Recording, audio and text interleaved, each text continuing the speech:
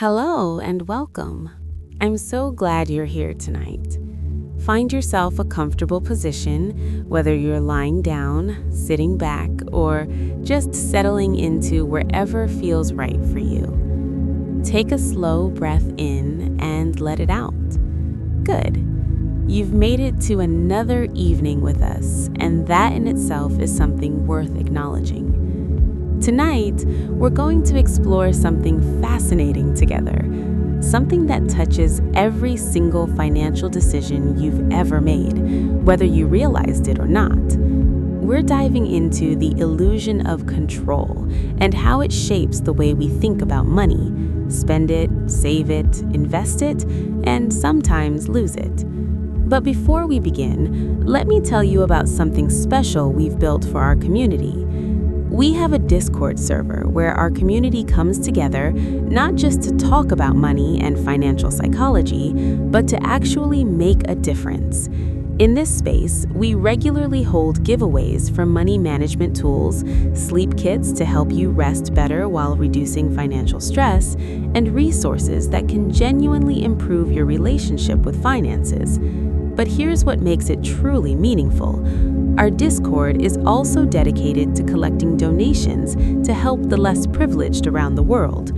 We believe that understanding money isn't just about personal gain. It's about creating enough abundance in your own life that you can extend a hand to others.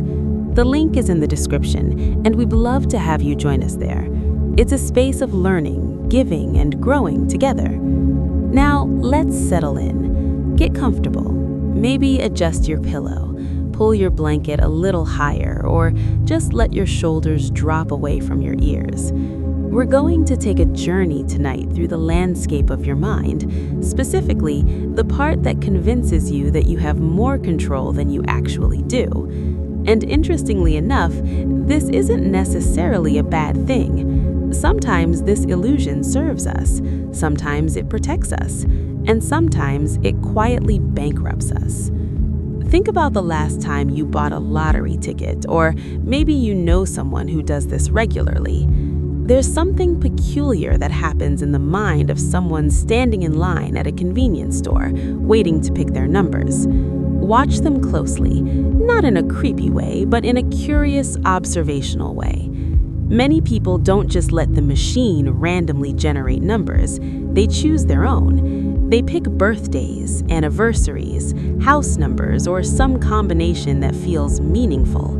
They might have a system. Maybe they always pick the same numbers week after week, year after year.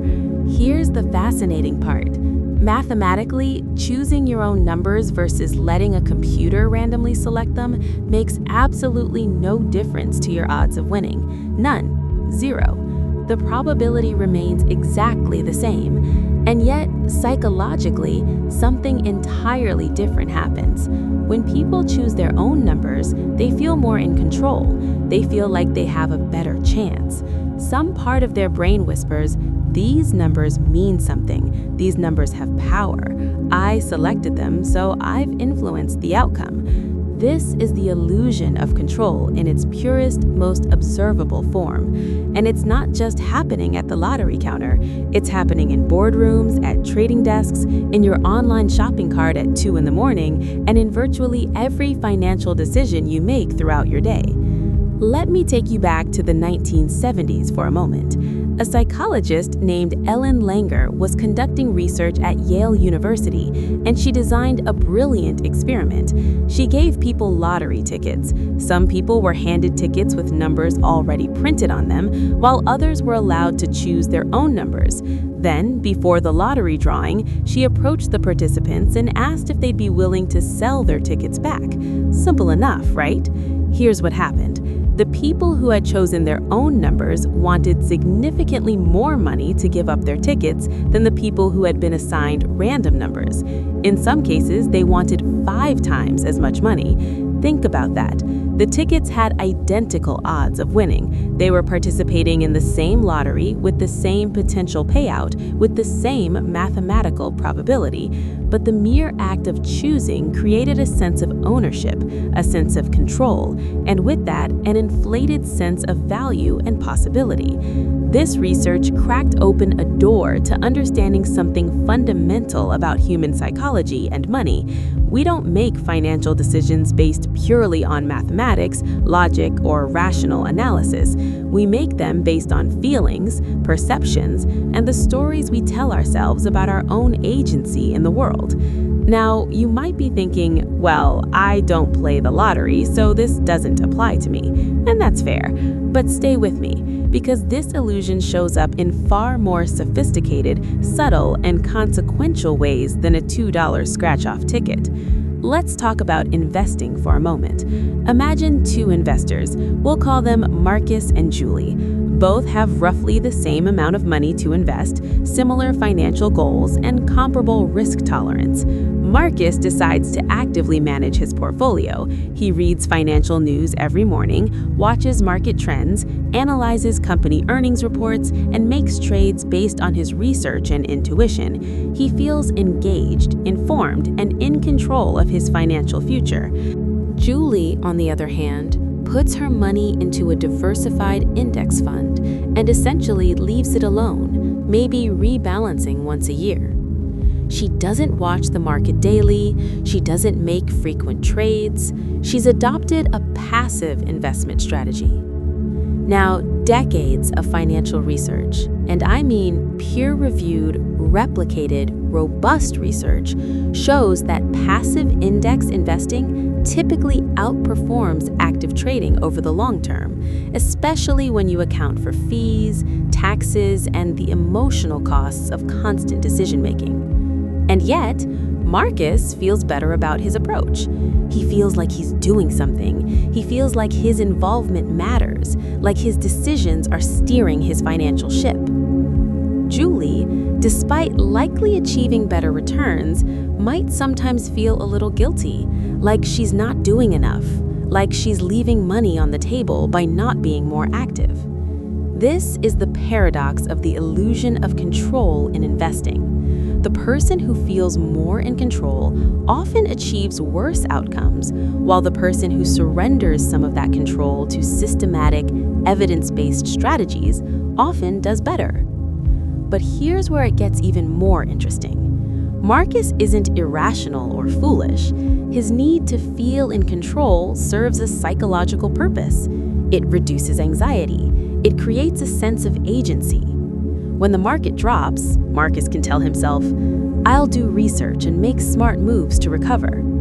Julie, in that same market drop, might feel helpless, like she's just watching her money disappear with no ability to intervene. That feeling of helplessness can be emotionally unbearable for some people, so they trade that long-term financial optimization for short-term psychological comfort. Neither approach is morally superior, but understanding this trade-off, understanding that you might be sacrificing returns for the feeling of control, that's valuable self-knowledge. That awareness can help you make more intentional decisions rather than decisions driven by unconscious psychological needs.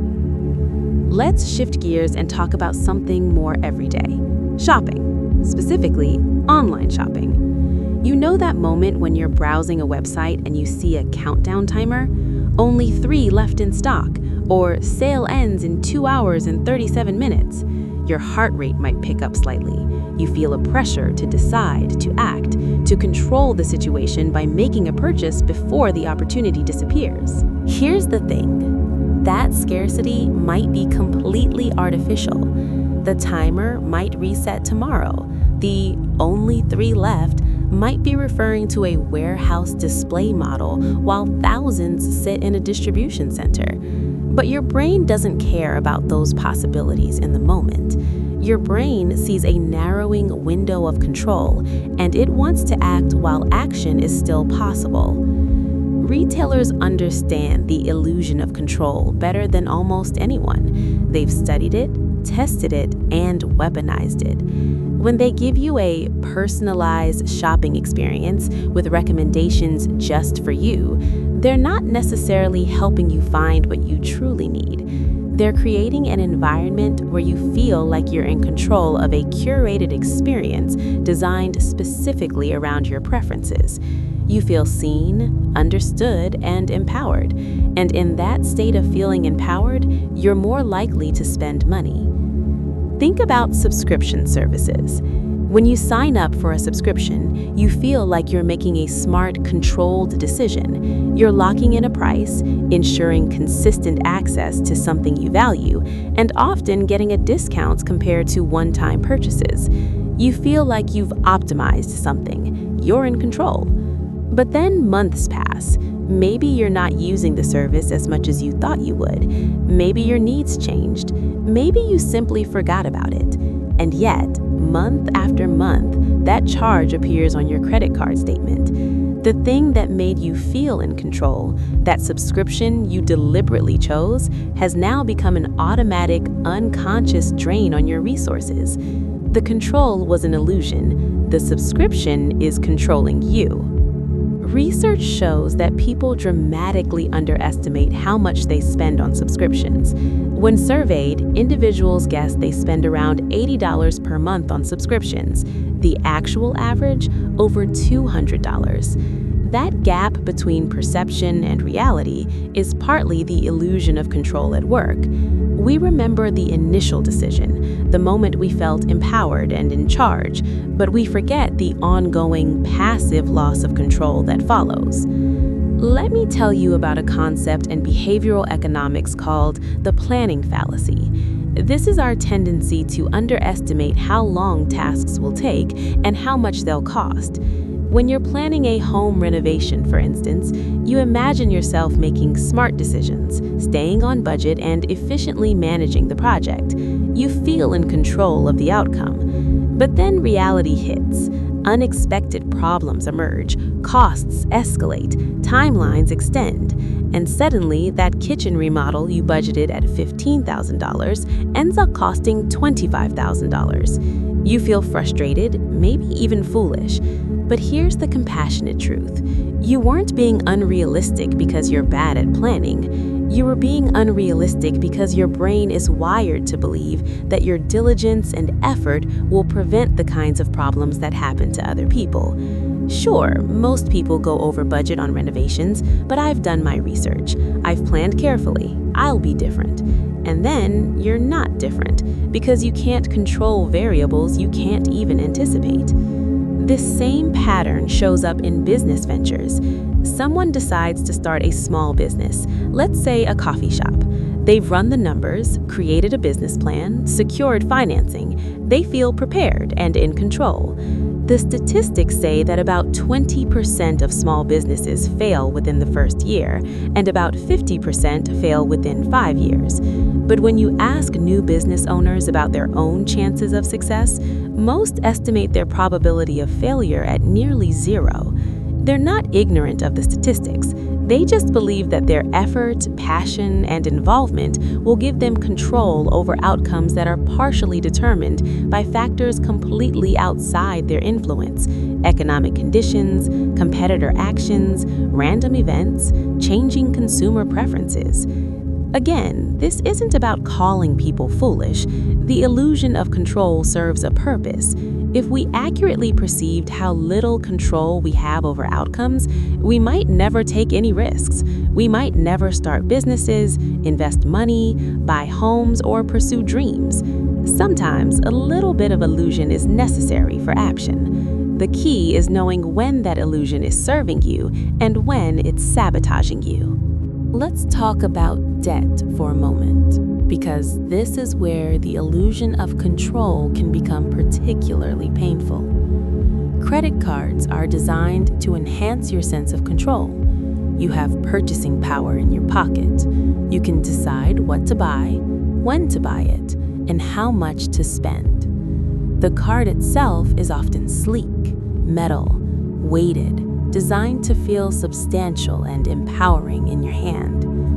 When you swipe or tap that card, you feel like you're making a choice. you're exercising agency. The number in your bank account hasn't changed yet, so psychologically, it doesn't feel like you've lost anything. You've gained something, a product, a service, an experience, without the immediate sting of loss. You feel in control. But then the bill comes. Suddenly, the control you felt at the point of purchase is revealed as an illusion. The debt is real. The interest is real. And if you can't pay the full balance, that interest compounds, and your future self, the version of you existing months or years from now, has less control over their financial life because of decisions past you made while feeling completely in control. There's a documented phenomenon where people treat credit card purchases differently than cash purchases. When researchers study spending behavior, they find that people spend more freely with credit cards than with cash, even when they intellectually understand that both forms of payment represent the same real money. Why? Because cash creates an immediate, tangible sense of loss. You hand over physical bills, and they're gone. You see your wallet getting thinner. The loss of control is immediate and visceral. With a credit card, the loss of control is delayed and abstract.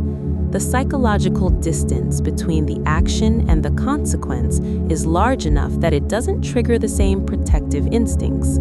You feel in control at the moment of purchase, but you've actually ceded control to your future self to deal with the consequences. Now, let's explore something that might feel a bit uncomfortable: the illusion of control and income.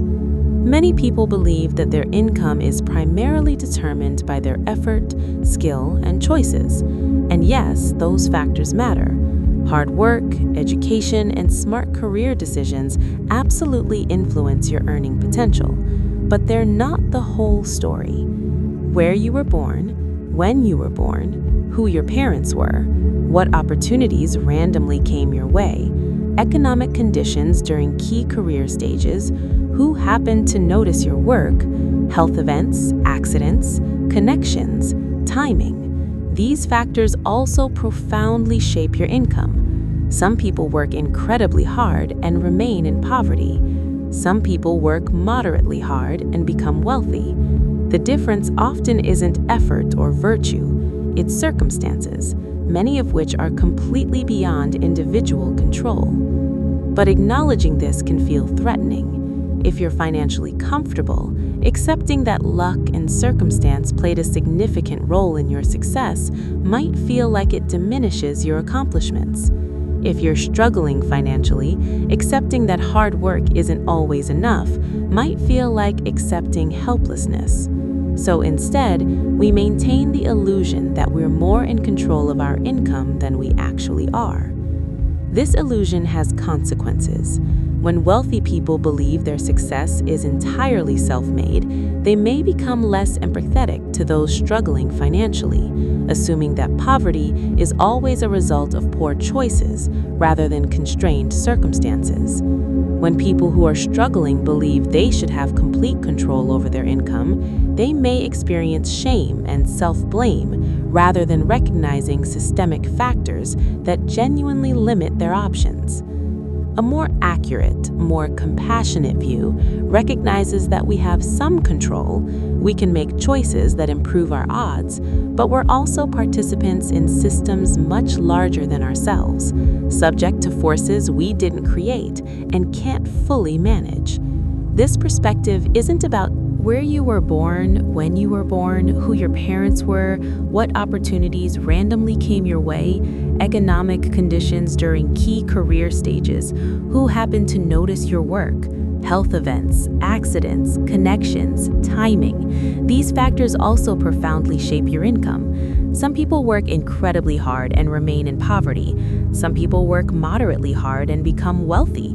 The difference often isn't effort or virtue, it's circumstances, many of which are completely beyond individual control. But acknowledging this can feel threatening. If you're financially comfortable, accepting that luck and circumstance played a significant role in your success might feel like it diminishes your accomplishments. If you're struggling financially, accepting that hard work isn't always enough might feel like accepting helplessness. So instead, we maintain the illusion that we're more in control of our income than we actually are. This illusion has consequences. When wealthy people believe their success is entirely self-made, they may become less empathetic to those struggling financially, assuming that poverty is always a result of poor choices rather than constrained circumstances. When people who are struggling believe they should have complete control over their income, they may experience shame and self-blame rather than recognizing systemic factors that genuinely limit their options. A more accurate, more compassionate view recognizes that we have some control. We can make choices that improve our odds, but we're also participants in systems much larger than ourselves, subject to forces we didn't create and can't fully manage. This perspective isn't about promoting helplessness, it's about promoting realistic self-assessment and reducing unnecessary shame. Let me tell you about something called the hot hand fallacy in investing. This is the belief that if you've made several successful investments in a row, you've somehow gotten hot, you're on a streak, and you're more likely to make successful investments going forward. Psychologically, this feels true. You feel like you've figured something out, like you've tapped into some skill or insight that's giving you an edge. You feel in control of your success. But statistical analysis of investment returns shows that past success doesn't predict future success in the way that our intuition suggests. A series of wins is often just random variation. You happened to make good guesses during a favorable market period, or you were in the right sectors at the right time. But because humans are pattern-seeking creatures, we create narratives around randomness. We tell ourselves stories about why we succeeded, and those stories almost always emphasize our own agency, our own control. The danger comes when people who've experienced a streak of investment success start taking bigger risks, investing more aggressively, because they believe their winning streak reflects skill rather than luck. They feel in control, so they bet bigger. And then, when the inevitable losses come, because random variation works in both directions, those losses are magnified. The opposite also happens. People who've experienced a series of investment losses sometimes feel like they've lost their touch, like they've somehow become bad at investing. They might pull out of markets entirely, right when the probabilistic swing might be about to reverse in their favor. Both responses, the overconfidence after wins and the despair after losses, stem from an illusion of control, from the belief that our agency over outcomes is greater than it actually is. Let's talk about insurance, because this is a domain where the illusion of control operates in really interesting ways. When you buy insurance, whether it's health insurance, car insurance, home insurance, or life insurance, you're essentially placing a bet against yourself. You're saying, something bad might happen and I want financial protection if it does. But here's the psychological twist. Buying insurance makes many people feel more in control. You've taken action, you've prepared, you've done the responsible thing. There's a sense of agency in having coverage, and that's legitimate. Insurance does provide real financial protection. However, research shows that people who have insurance sometimes engage in riskier behavior than people who don't, a phenomenon known as moral hazard. If you have really good health insurance, you might be less vigilant about preventative health measures. If you have comprehensive car insurance, you might drive slightly less carefully. The insurance creates an illusion that you've controlled the risk, you've neutralized it, when in fact you've only controlled the financial consequence. The underlying risk remains and might even increase if the insurance makes you less cautious. There's also a fascinating dynamic around deductibles. When choosing insurance plans, people often select lower deductibles, even when higher deductibles with lower premiums would be more cost-effective given their circumstances. Why? Because a lower deductible feels like more protection, more control. The idea of having to pay $1,000 out of pocket before insurance kicks in feels scarier and less controlled than paying an extra $30 per month, even though over time, those monthly payments might exceed the deductible amount. We're trading real financial optimization for the feeling of being protected, for for the feeling of control. Again, this isn't necessarily wrong. Psychological comfort has real value, but it's worth recognizing what trade-offs we're actually making. Let me introduce you to another concept: sunk cost fallacy. This is the tendency to continue investing in something because you've already invested so much, even when continuing doesn't make rational sense. You've spent 3 years in a career that makes you miserable, but you tell yourself you can't leave because you've already invested so much time. You've poured $10,000 into a car that keeps breaking down, but you convince yourself you need to repair it one more time because you've already spent so much on it. The illusion of control is deeply embedded in sunk cost thinking. We believe that our past investments should influence future outcomes. We feel like our prior commitment should count for something, should give us some control over eventual success. But economically, sunk costs are irrelevant to future decisions. The money or time is already gone. The only question that matters is, given where you are right now, what's the best path forward? Yet, emotionally, walking away from a sunk cost feels like admitting you were wrong, like losing control of the narrative you've constructed about your choices being good ones. So people stay in bad relationships because they've already invested years. They keep pouring money into failing businesses because they've already invested their savings. They hold on to losing investments because selling would mean admitting the initial purchase was a mistake. The illusion of control tells us that we can somehow retroactively justify our past choices by making future sacrifices. If we just persist a little longer, work a little harder, invest a little more, then our original decision will be validated. But that's not how causality works. Your persistence doesn't change whether the original decision was good or bad. It just determines how much additional cost you incur. Now, let's explore something that might hit close to home for many people: the illusion of control in budgeting. You sit down, maybe at the beginning of the month, and you create a budget. You allocate amounts to different categories: groceries, entertainment, transportation, savings. You feel organized, prepared, in control of your financial life. The budget is a tool of control, a way of imposing your will on your spending. But then life happens. An unexpected car repair, a friend's birthday dinner, a sale on something you've been wanting. Small decisions here and there, each one feeling minor and justified in the moment. By the middle of the month, your budget is in shambles. You've overspent in some categories, underutilized others, and the neat, controlled financial picture you created has dissolved into chaos. This rigidity often backfires. When people fall short of rigid goals, they sometimes abandon the effort entirely. I was supposed to save $1,000 this month, but I only saved $600, so I failed. I might as well spend the $600 on something I want since I failed anyway. This all-or-nothing thinking is a consequence of the illusion of control, the belief that you should be able to perfectly execute your plan, and if you can't, then you're a failure. Let me share something about the relationship between the illusion of control and financial anxiety. You might think that believing you're in control would reduce anxiety, and sometimes it does. When you feel like you have a plan and you're executing it, anxiety can decrease. But the illusion of control can also increase anxiety because it means every negative financial outcome feels like your fault, like something you should have prevented. If you believe you control your financial destiny entirely through your choices, then every setback, a job loss, a medical bill, an investment loss, becomes a personal failure.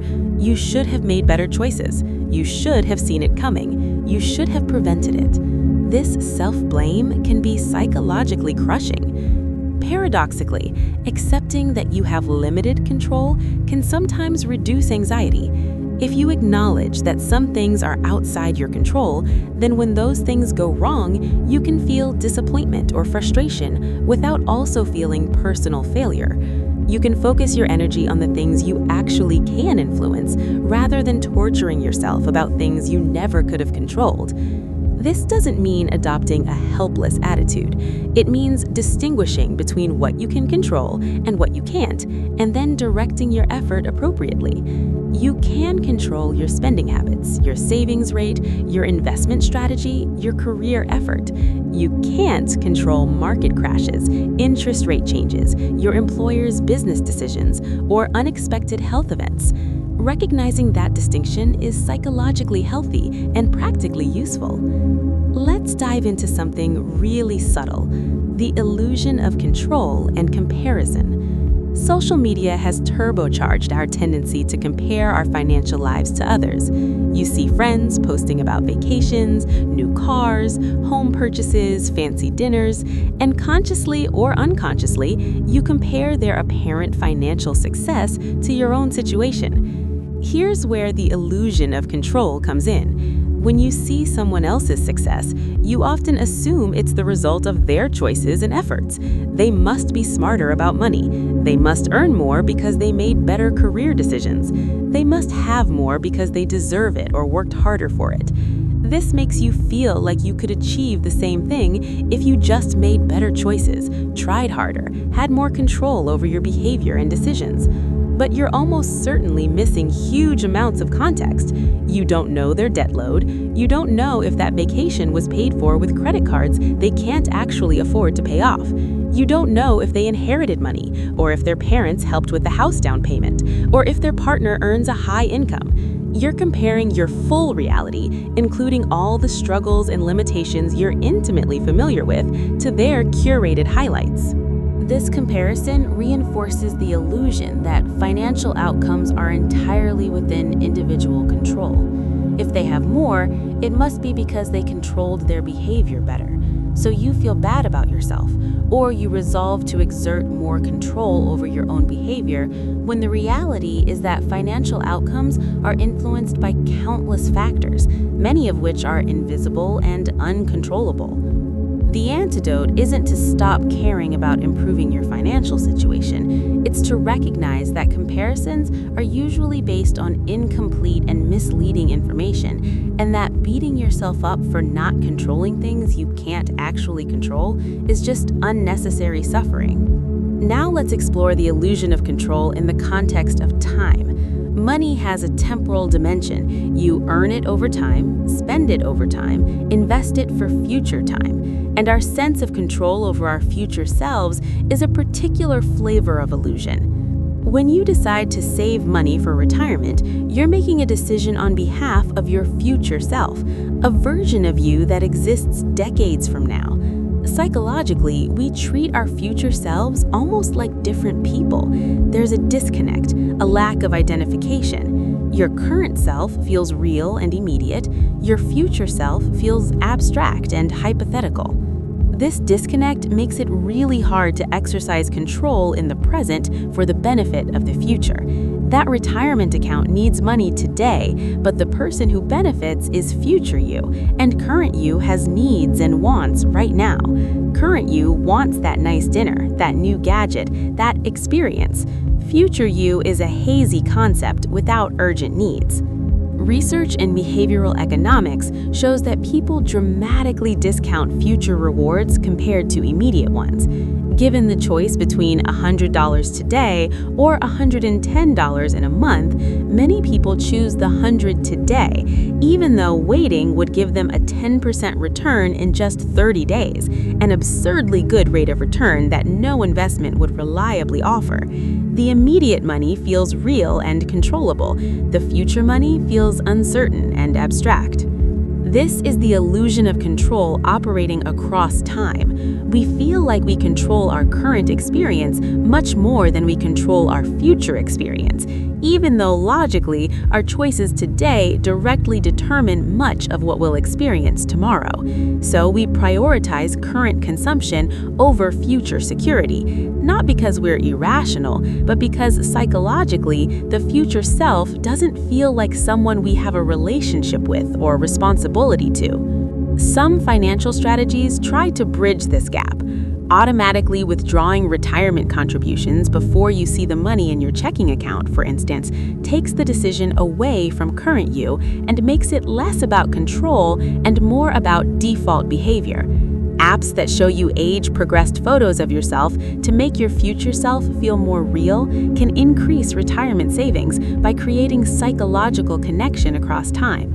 These strategies acknowledge that your sense of control is unreliable across temporal distances, and they work around that limitation rather than expecting you to just have more willpower or discipline. Let's talk about financial advice and the illusion of control. When you seek financial advice, whether from a professional advisor, a book, a podcast, or an article, there's often an implicit promise of control.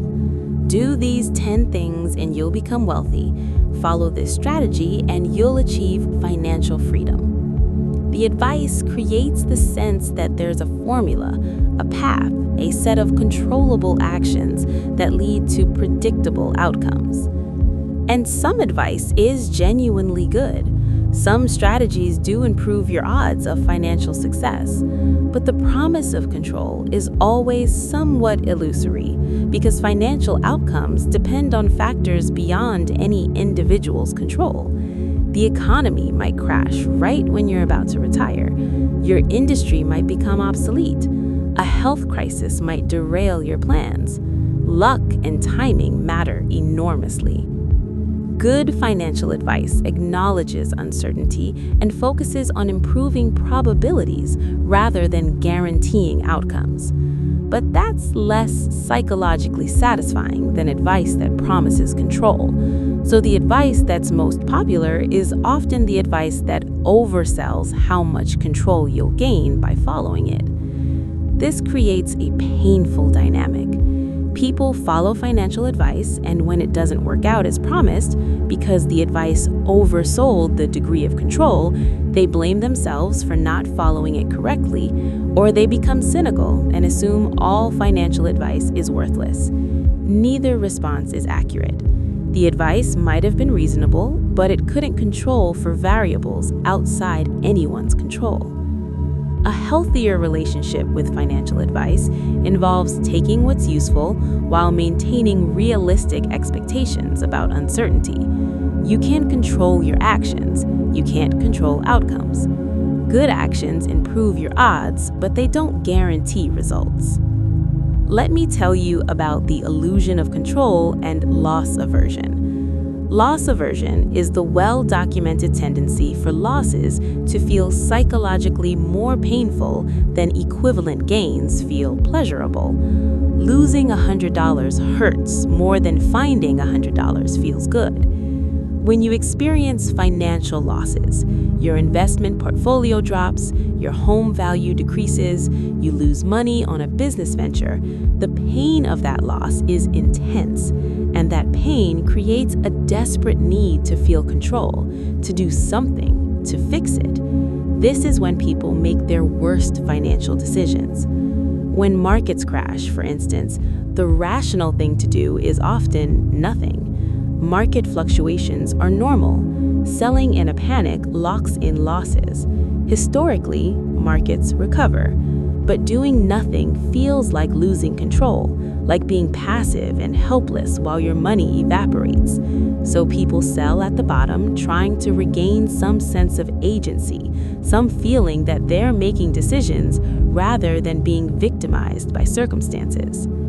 The illusion of control tells you that taking action is better than taking no action, that doing something will make you feel better and might prevent further loss. But in financial contexts, action is often the enemy. Sitting still, maintaining your strategy, riding out volatility, these passive approaches often outperform reactive interventions. This is incredibly hard psychologically. It requires tolerating the discomfort of feeling out of control. It requires trusting a process rather than trusting your instinct to do something, anything, to make the pain stop. It's one of the most challenging aspects of successful long-term investing, and it's entirely about managing the illusion of control. Let's explore the illusion of control in negotiations, particularly salary negotiations. When you're negotiating your salary, there's a sense that your skill in negotiation determines the outcome. If you research properly, make a strong case, use the right tactics, you can control what you're offered. There's truth to this. Negotiation skills do matter. But the outcome of a salary negotiation is also constrained by factors entirely outside of your control. The company's budget, the salary range they've predetermined for the position, internal equity considerations with existing employees, the other candidates they're considering, the personal biases of the hiring manager, economic conditions affecting their business. You could be the world's most skilled negotiator and still receive a lower offer than someone less skilled who happens to be negotiating with a more generous company in better financial circumstances. Your control over the outcome is real, but limited. The illusion of control becomes problematic when people attribute the entire outcome to their negotiation performance. If you get a lower offer than you hoped for, you might torture yourself about what you should have said differently, when the reality might be that no negotiation tactics would have changed the outcome, given the constraints the company was operating under. Similarly, if you get a great offer, you might attribute it entirely to your excellent negotiation skills, when luck and circumstance might have played equally large roles. This missed attribution matters because it affects your future expectations and behavior. If you falsely believe you have complete control through negotiation skills, you'll be repeatedly disappointed and confused when outcomes don't match your efforts. Now let's talk about the illusion of control and financial education. There's a widespread belief that financial problems are primarily the result of financial illiteracy, and that education is the solution. If people just understood compound interest, the time value of money, diversification, and basic economic principles, they'd make better financial decisions. And yes, financial education helps. Knowledge is valuable. But research on financial education programs shows surprisingly modest effects on actual financial behavior. People can learn concepts in a class and still make poor financial decisions in real life. Why? Because knowledge doesn't directly translate to control. Financial decisions are made in emotional contexts, under time pressure, influenced by social factors, and often involving complex trade-offs between competing needs and values. Knowing the optimal choice and being able to make that choice in the moment are very different things. And yes, financial education helps. Knowledge is valuable. But research on financial education programs shows surprisingly modest effects on actual financial behavior. People can learn concepts in a class and still make poor financial decisions in real life. Why? Because knowledge doesn't directly translate to control. Financial decisions are made in emotional contexts, under time pressure, influenced by social factors, and often involving complex trade-offs between competing needs and values. Knowing the optimal choice and being able to make that choice in the moment are very different things. The belief that education gives you control over financial behavior is another version of the illusion. It assumes that if you just know better, you'll do better, that information equals control. But human behavior is influenced by much more than information: emotions, habits, social contexts, immediate circumstances. These often override intellectual knowledge. This doesn't mean education is worthless. It means education alone isn't sufficient. Effective financial improvement usually requires a combination of knowledge, environmental design, automatic systems, social support, and emotional regulation skills. Believing that knowledge alone gives you control sets you up for self-blame when knowledge doesn't translate into behavior change. Let me introduce another concept: the narrative fallacy. This is our tendency to create coherent stories that explain past events, making them seem predictable and controllable in retrospect. When you look back at your financial history, you probably have stories about why certain things happened. I lost money on that investment because I didn't do enough research. I got into debt because I was irresponsible. I succeeded financially because I worked hard and made smart choices. These narratives feel true. They create a sense that the past made sense, that it was controllable, that the outcomes were logical consequences of actions. But these narratives are usually oversimplifications. They ignore randomness, luck, and factors you weren't even aware of at the time. The problem is that these narratives about the past shape your beliefs about the future. If you believe your past financial struggles were entirely due to your poor choices, you'll believe your future is entirely within your control if you just make better choices. This creates pressure, anxiety, and eventually self-blame when things go wrong despite your best efforts. A more accurate view of your financial past would include agency and choice alongside luck, circumstances, systemic factors, and randomness. This doesn't absolve you of responsibility for your genuine mistakes, it just provides a more realistic assessment of causality, which leads to more realistic expectations about what you can and can't control going forward. Let's talk about the illusion of control in charitable giving and financial altruism. When you donate money to a cause, there's often a desire to control how that money is used. You want to know exactly where it's going, what impact it's having, how it's being spent. This desire makes sense. You want your money to do good, not be wasted. But this desire for control often leads to suboptimal giving. Donors prefer to fund specific, tangible things, a school building, a well, a named scholarship, rather than unrestricted general operating funds. They want to feel like they can point to something concrete and say, "I made that happen. I controlled that outcome." But charities often need unrestricted funds more than restricted funds. They need to pay staff salaries, cover overhead, remain flexible to respond to changing needs. Money with strings attached, money that makes donors feel in control, is often less useful than money given with trust.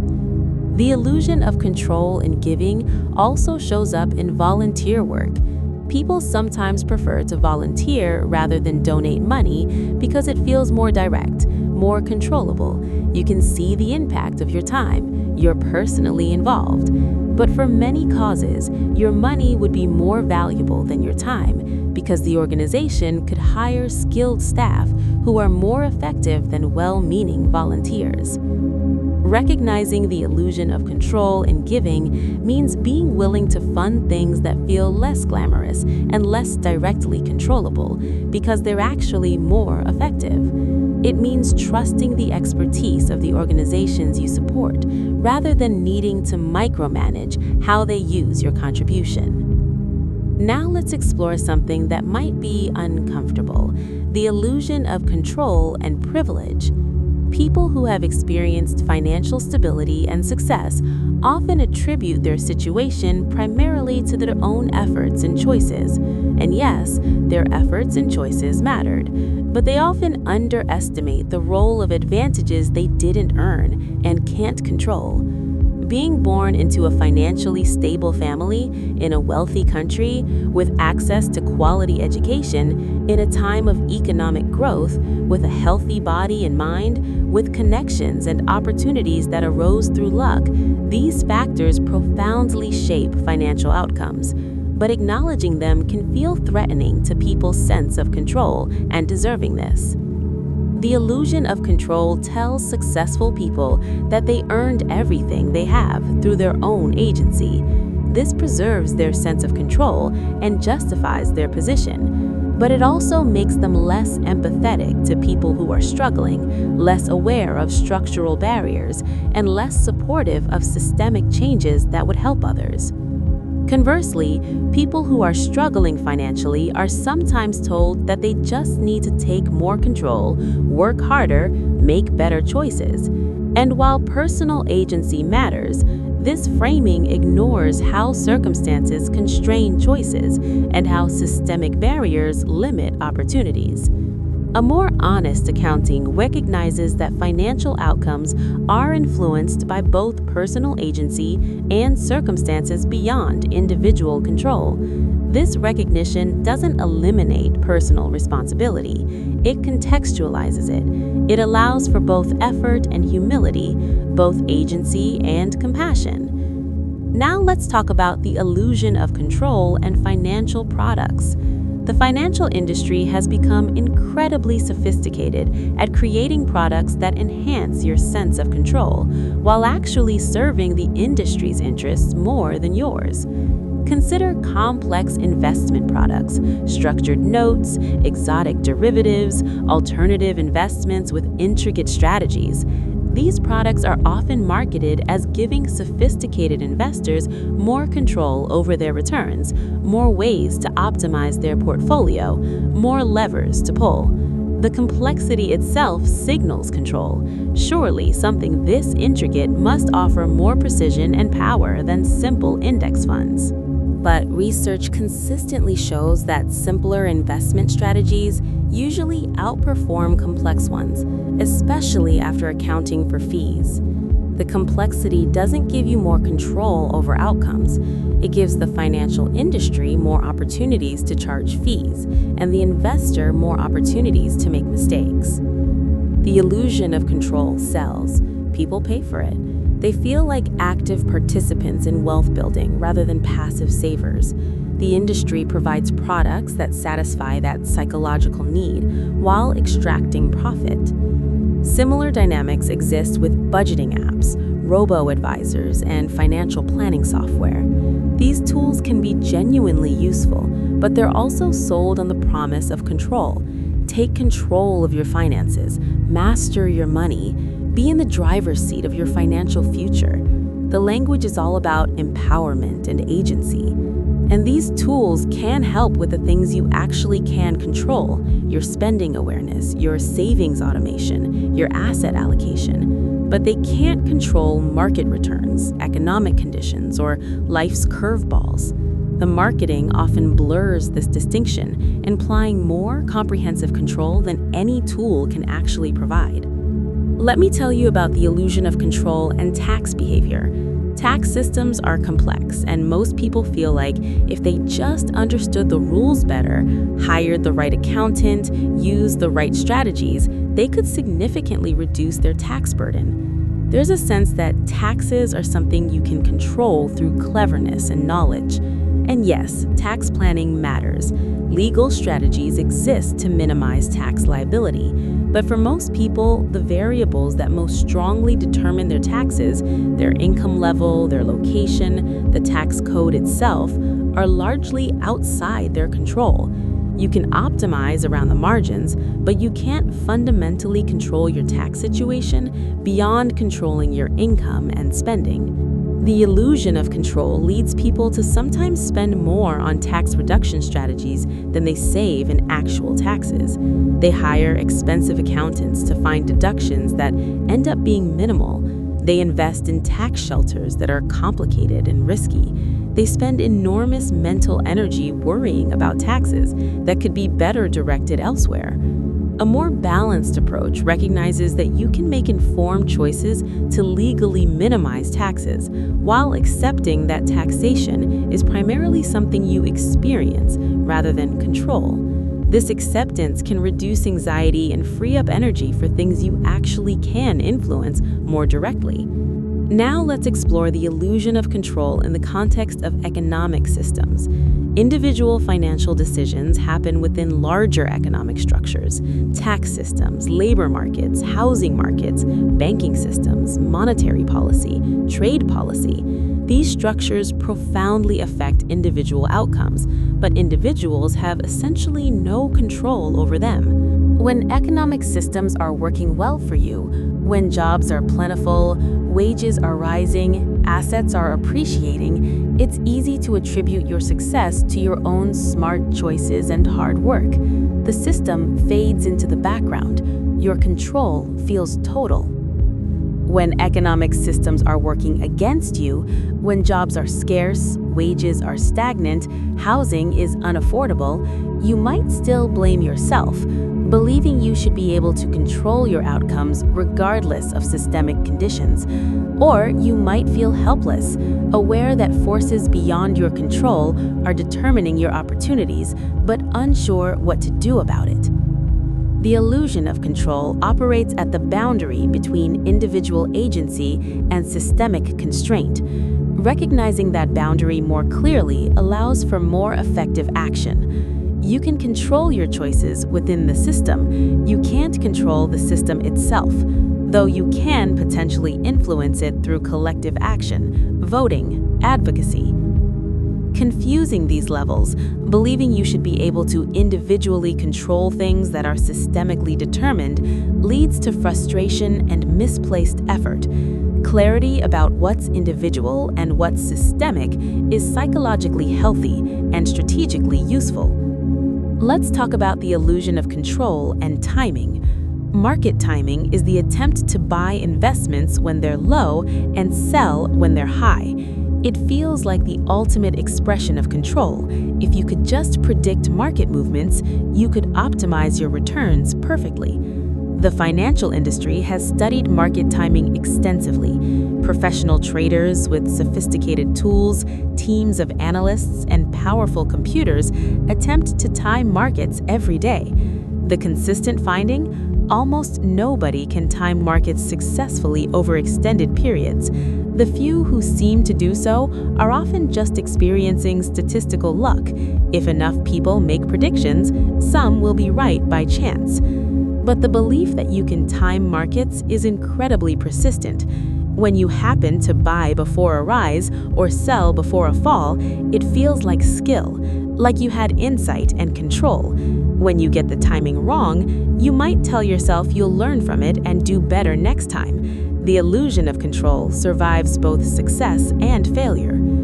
The alternative, accepting that you can't time markets and therefore shouldn't try, feels like giving up, like accepting passivity. But it's actually accepting reality and focusing your control on things you actually can influence. How much you save, your asset allocation, your costs and fees, your time horizon. This pattern appears in other timing decisions too. People try to time real estate markets, job markets, even timing when to have children based on financial readiness. Sometimes timing works out. Often it doesn't.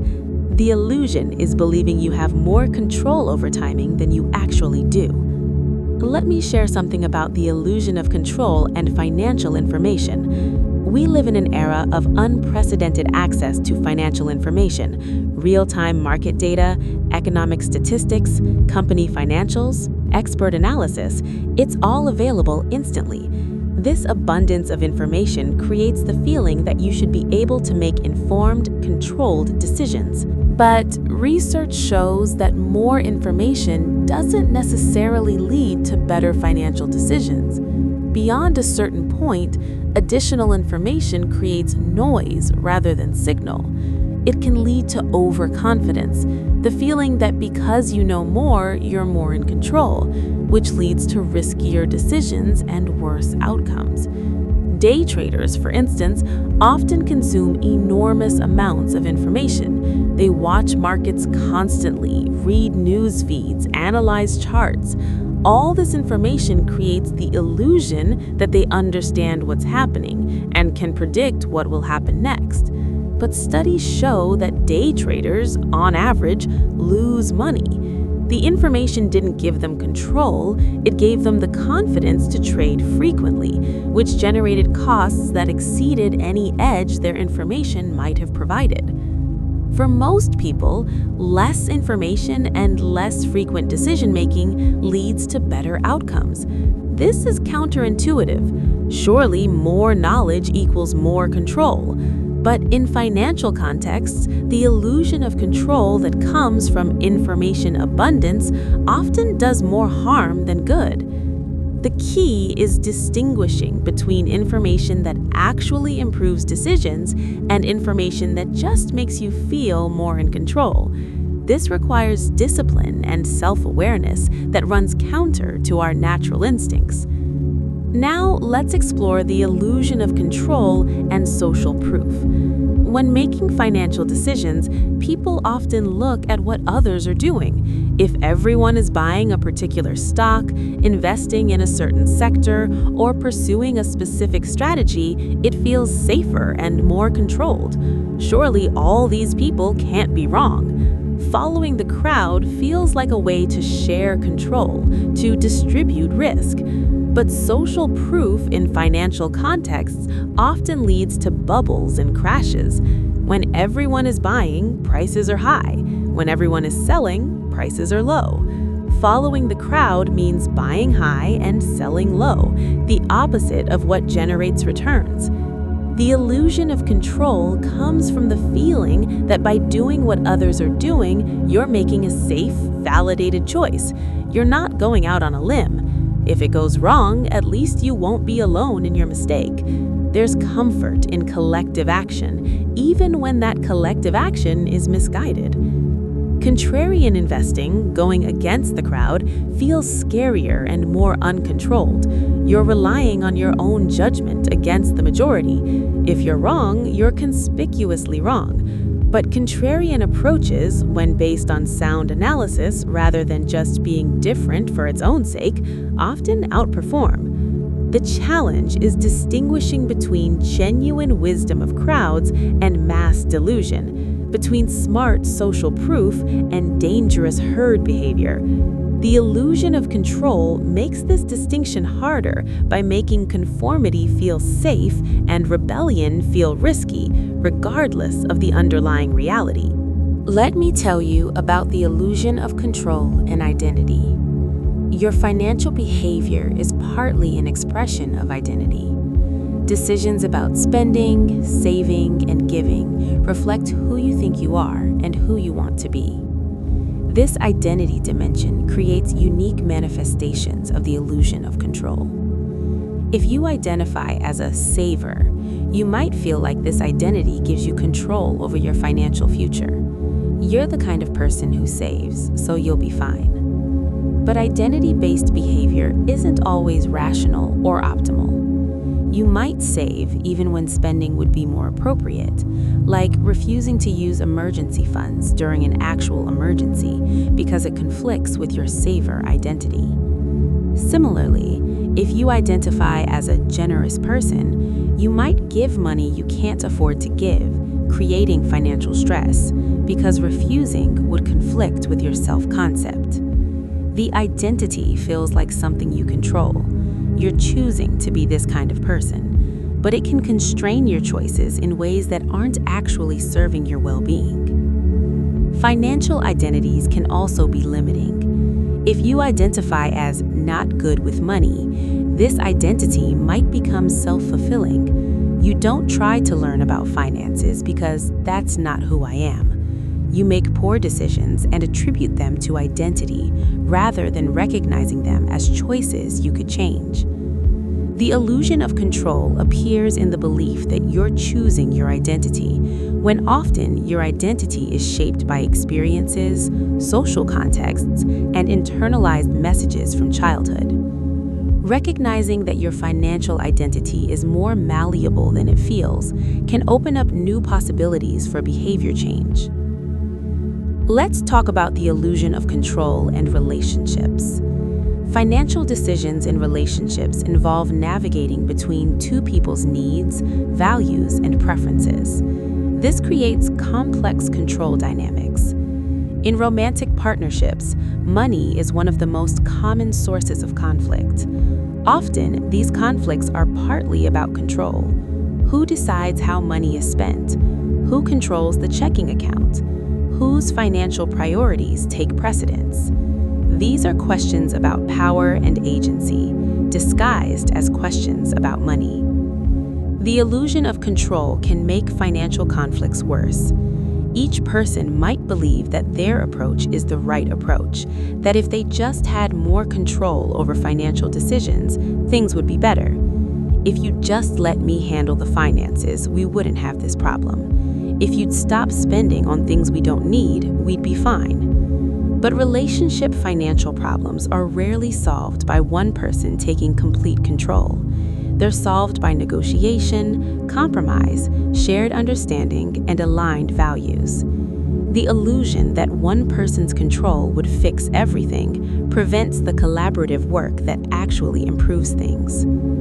Financial identities in relationships also involve control issues. When one person earns all or most of the income, financial control often follows.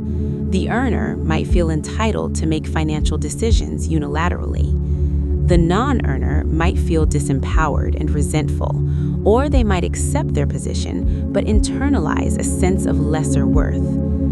Healthy financial relationships require recognizing that money earned by one person in a partnership belongs to the partnership, and that financial control should be shared regardless of who earns what.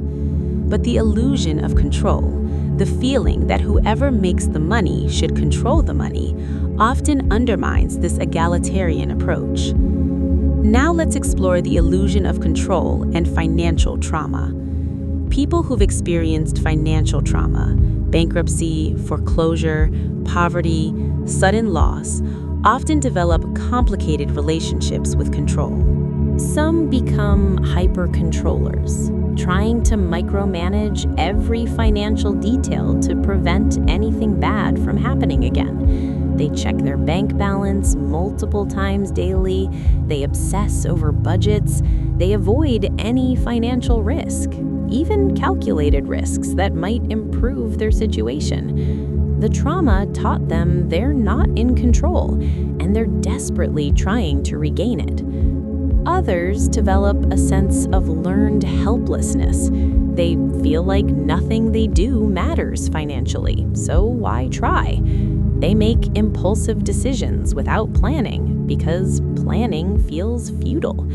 The trauma taught them they're not in control, and they've given up trying to be. Both responses are understandable trauma reactions, and neither involves an accurate assessment of actual control. The hyper-controller is overestimating their ability to prevent bad outcomes through vigilance. The helpless person is underestimating their ability to influence outcomes through intentional choices.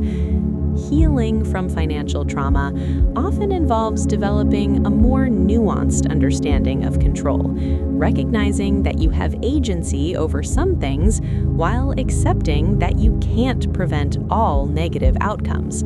This is therapeutic work, not just financial work. Let me share something about the illusion of control and technology. Financial technology, fintech, is often presented as giving you more control. Apps that track every purchase, algorithms that optimize your savings, robo-advisors that manage your investments. These tools promise enhanced agency and improved outcomes. And some of these tools deliver real value. Automation can help you save without having to exercise willpower.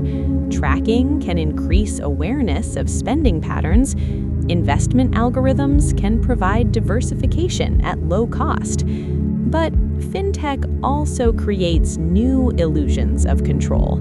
The ability to check your investment balance every hour doesn't give you more control over returns, it just gives you more opportunities to react emotionally to volatility. The detailed tracking of every dollar spent doesn't give you more control over your spending if you don't actually change behavior based on that information. Technology can create what's called transparency illusion, the belief that because you can see something in detail, you can control it in detail. But visibility and control are different things.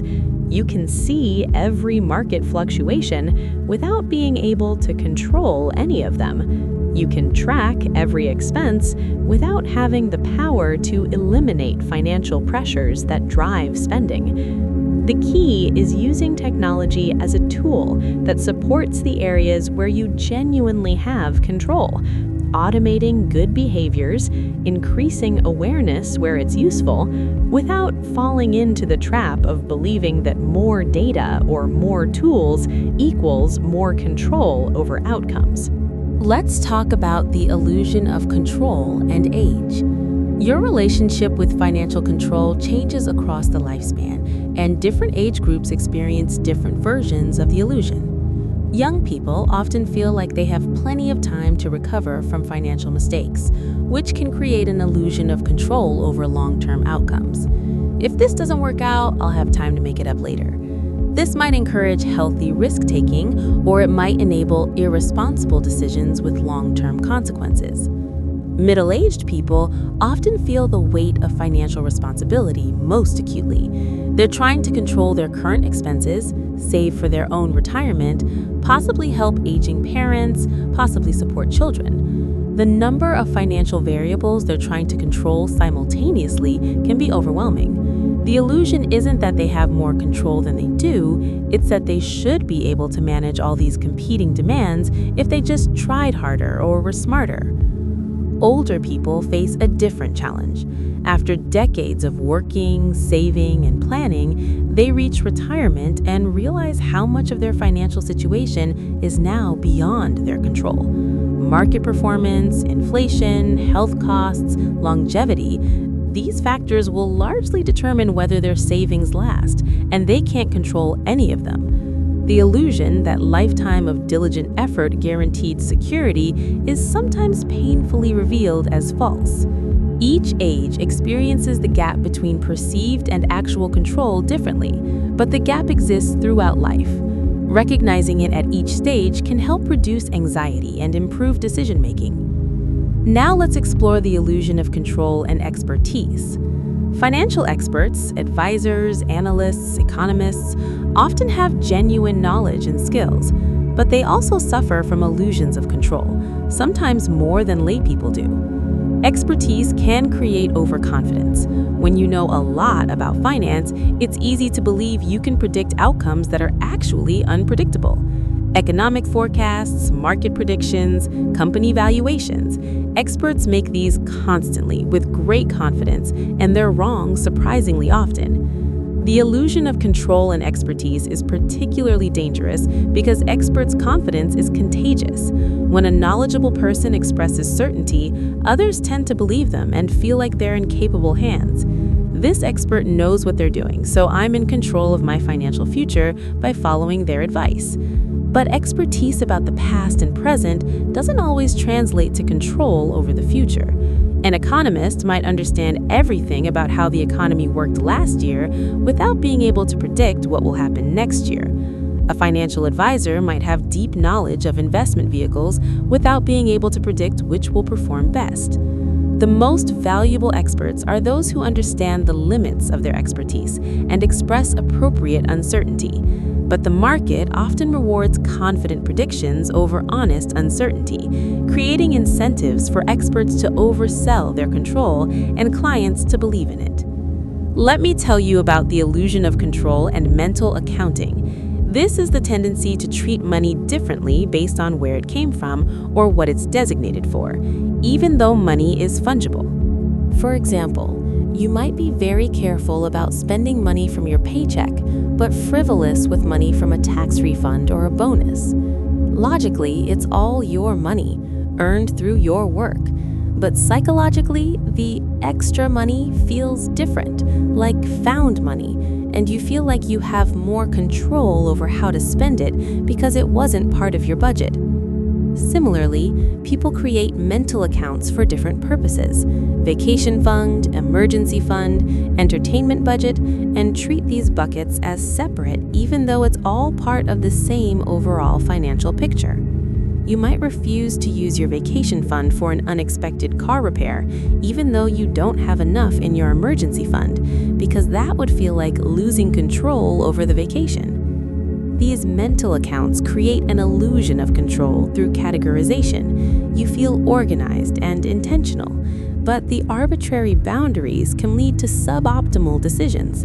The control is somewhat imaginary. You're just moving the same dollars between labeled pots without necessarily improving outcomes. Understanding mental accounting helps you recognize when your categories are serving you and when they're constraining you in unhelpful ways. The goal isn't to eliminate all mental accounting. It can be useful, but to hold it lightly rather than treating the categories as having inherent reality. Let's talk about the illusion of control and financial security. Security is one of the primary things people seek from money, and there's a persistent belief that enough money will create complete security. If you could just save enough, earn enough, accumulate enough, you'd be secure. You'd be in control of your safety and stability. But complete financial security is impossible because life involves uncontrollable risks. Health events, relationship changes, economic shifts, natural disasters. These can all impact your finances regardless of how much you have. Billionaires experience financial insecurity in their own ways. The target of enough for security keeps moving as your circumstances change and as you become aware of new potential threats. The illusion of control tells you that security is achievable through accumulation. Just a little more and you'll be safe. Just another milestone and you can relax. But people who achieve those milestones often find that the feeling of security doesn't arrive as expected. They're aware of new vulnerabilities that weren't on their radar before. This isn't an argument against saving or building wealth. Financial resources do provide genuine buffering against some risks, but believing that enough money equals complete control over security is an illusion that can drive endless accumulation without ever delivering the psychological safety you're seeking. Sometimes, security comes more from accepting uncertainty and building resilience than from trying to control every potential risk through financial accumulation. Now let's explore the illusion of control and spending on experiences versus things. There's popular advice suggesting that spending money on experiences brings more lasting happiness than spending on material possessions. This might be true on average, but the illusion of control appears in how people interpret this advice. When you buy an experience, a vacation, a concert, a class, there's a feeling that you're making an intentional, controlled choice about what will bring you joy. Experiences feel active and chosen in a way that possessions sometimes don't. But experiences are also less controllable than objects. You can't control the weather on your vacation, the quality of the performance at the concert, or whether you'll actually enjoy the class as much as you hoped. When experiences disappoint, you might feel like you wasted money in a way that's more frustrating than a disappointing physical purchase, because you can't even keep the thing to potentially get value from later. The illusion of control in experience spending is the belief that because you're making an enlightened choice about what matters, the outcome will be satisfying. But sometimes experiences fall flat, and sometimes material goods bring unexpected, ongoing joy. The category itself doesn't give you control over the emotional outcome. What matters more than whether spending is on experiences or things is whether the spending aligns with your actual values and needs in that moment, and whether you're making the choice consciously rather than automatically or compulsively. Let me share something about the illusion of control and automation. Financial automation, automatic bill payments, automatic savings transfers, automatic investment contributions, is often presented as a way to take control of your finances by removing the need for ongoing decisions. And automation is incredibly powerful. It works with human psychology rather than against it. It takes beneficial actions that would require willpower if done manually and makes them happen without effort or thought. But there's a subtle illusion of control in automation. When you set up automatic systems, you feel like you've solved the problem, like you've taken control of your finances. And in some ways, you have. But automation can also run in the background, creating problems you're not aware of until they become serious. Subscriptions you forgot about continue charging you. Automatic investments continue when your cash flow has changed and you need the money for current expenses. Automatic bill payments might overdraft your account if you haven't monitored your balance. The control that automation provides is real, but requires periodic attention. The illusion is thinking that once you've automated something, you never have to think about it again. Effective automation includes regular review and adjustment, not just set it and forget it permanence. Let's talk about the illusion of control and financial independence. The FIRE movement, financial independence, retire early, is built around the idea that through extreme saving and careful planning, you can achieve complete financial independence, free from the need to work. This is an appealing vision. It promises ultimate control. You'll control your time, your choices, your life, because money won't constrain you. And for some people, this vision becomes reality. They save aggressively, reach their target number, and leave traditional employment. But the path to FIRE is built on assumptions about control that may or may not hold. You're assuming you can maintain high savings rates for years or decades. You're assuming your health will hold. You're assuming your withdrawal rate calculations will prove accurate over a retirement that might last 50+ years. You're assuming market returns will cooperate. You're assuming your needs and desires won't change in ways that require more money than you planned for. Some of these assumptions are reasonable. Some involve optimism about control. When things work out, it's easy to credit the planning and the discipline. When they don't, when health fails, when markets crash, when costs exceed projections, the limitations of control become painfully apparent. This isn't a critique of FIRE as a goal. It's a recognition that the independence being sought is partial, not total. You're increasing your range of choices and reducing your dependence on employment income.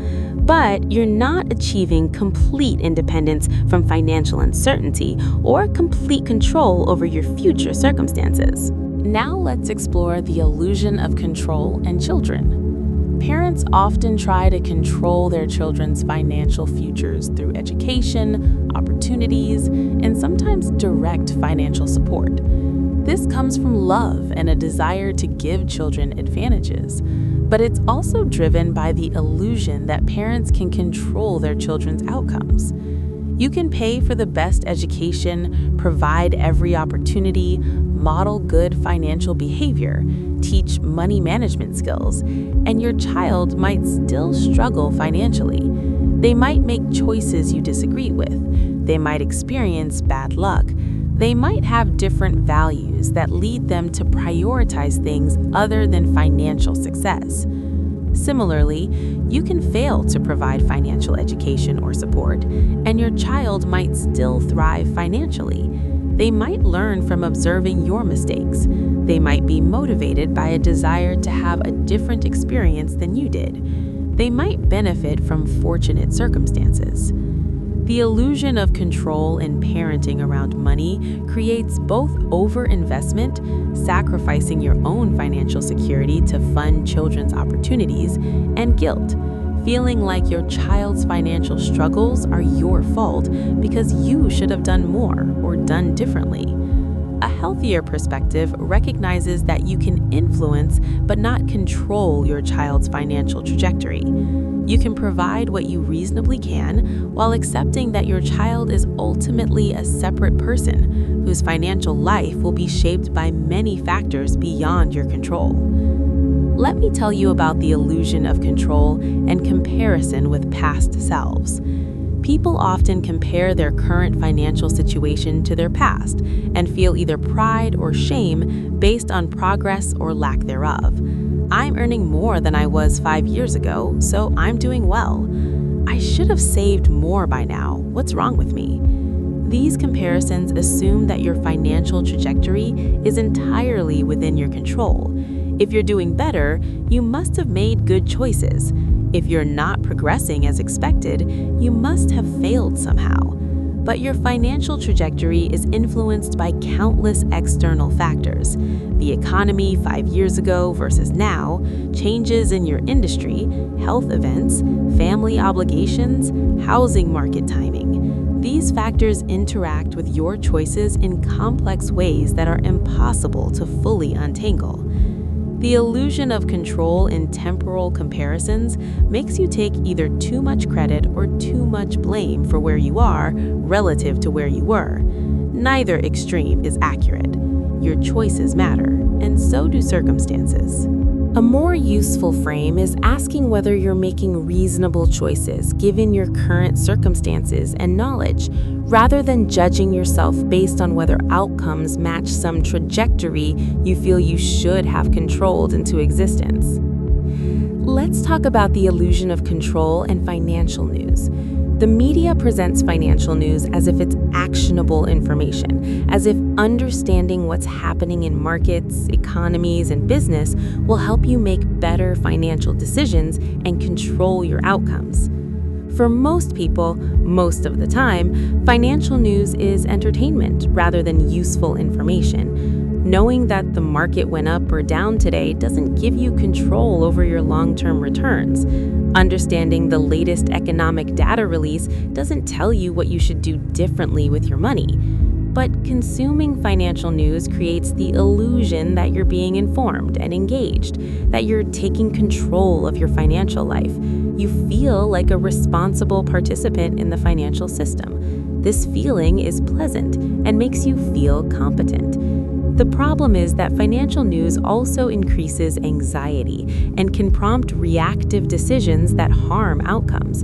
When you're constantly aware of market movements, you're more likely to make emotional trades. When you're always hearing about economic threats, you might become overly conservative.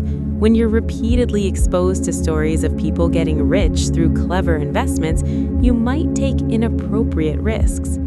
For most people, less financial news consumption would improve both their peace of mind and their financial outcomes. But that feels wrong, like you're being irresponsible by not staying informed. The illusion of control makes ignorance feel dangerous and information feel empowering, even when the opposite might be true. Now let's explore the illusion of control and legacy. Many people want to leave financial legacies for their children, for causes they care about, for their own sense of lasting impact. This desire is understandable and can be beautiful, but legacy involves releasing control. You can't control how your financial gifts are used after you're gone. You can attach conditions, create trusts with restrictions, write detailed wills, but ultimately the people and organizations receiving your money will make their own choices about it. The illusion of control appears in the belief that you can engineer specific outcomes through your legacy planning. I'll leave money for my grandchildren's education, ensuring they'll be well educated. But maybe your grandchildren won't value education the way you do. Maybe they'll use the money differently than intended. Maybe educational costs will change in ways that make your provision inadequate or excessive. Some people become so attached to controlling their legacy that they create complex, restrictive structures that burden the recipients more than they help. The control being exerted from beyond the grave becomes a hindrance rather than a gift. A healthier approach to legacy involves clarity about your values and intentions, paired with humility about your ability to control the distant future. You can express your hopes, provide resources, and then release control, trusting that the people and institutions you're supporting will make reasonable choices with the freedom you've given them. Sometimes people sacrifice too much to build financial flexibility, damaging their present well-being for future optionality they might never use or might not need. The illusion that flexibility equals comprehensive control can make every dollar not saved feel like a loss of agency, even when present spending would bring genuine value. The balance is recognizing that financial flexibility is valuable while avoiding the trap of believing that enough flexibility eliminates life's inherent uncertainties. Now, let's explore the illusion of control and financial simplicity. There's a strain of financial advice promoting radical simplicity, owning less, spending less, simplifying your financial life to the bare essentials. The promise is that simplicity gives you control. And there's truth to this. Simpler financial lives are often easier to manage. Fewer accounts, fewer investments, fewer obligations. These reduce cognitive load and decision fatigue. Simplicity can be genuinely freeing. But simplicity can also be its own form of illusion. The belief that if you just simplify enough, your financial life will be completely controllable and stress-free isn't always accurate. Sometimes complexity exists for good reasons. Sometimes simple solutions create new problems. Having only one bank account might be simple, but it might also make budgeting harder or create overdraft risks. Owning very few possessions might be simple, but it might also mean frequently needing to buy or borrow things you would have had. Investing in only one thing might be simple, but it's not diversified. The illusion of control in simplicity is the belief that reducing variables gives you mastery over the ones that remain. But sometimes those remaining variables are inherently uncontrollable, and simplicity doesn't change that. The goal isn't simplicity for its own sake, or complexity for the sake of sophistication. It's finding the right level of complexity for your circumstances. Simple enough to be manageable, complex enough to be functional. Let me tell you about the illusion of control and financial authenticity. There's popular advice encouraging people to spend in alignment with their authentic values, to understand what truly matters to them, and direct money accordingly. This is valuable guidance. Mindless spending based on social pressure or advertising or habit often leaves people unsatisfied. Understanding what you genuinely value can help you spend more intentionally. But the illusion of control appears in the assumption that you can identify your authentic values clearly and then simply execute accordingly. In reality, values are often conflicting, context-dependent, and evolving. You might value both security and adventure. You might value both family time and career success. Your financial choices involve navigating these tensions, not just identifying one true north and following it. Additionally, social and psychological factors influence what feels authentic. The values you think are yours might be internalized from family, culture, media. Distinguishing between authentic values and absorbed values is harder than it seems. The illusion of control says that if you just figure out your values, spending becomes straightforward. But even with clarity about values, financial choices remain complex because resources are limited, circumstances change, and different values pull in different directions. Financial authenticity is a process of ongoing negotiation with yourself, not a destination of perfect alignment where all decisions feel obvious and controlled. Let's talk about the illusion of control and financial advice from family. Family members often give financial advice, parents to children, siblings to each other, extended family chiming in on major decisions.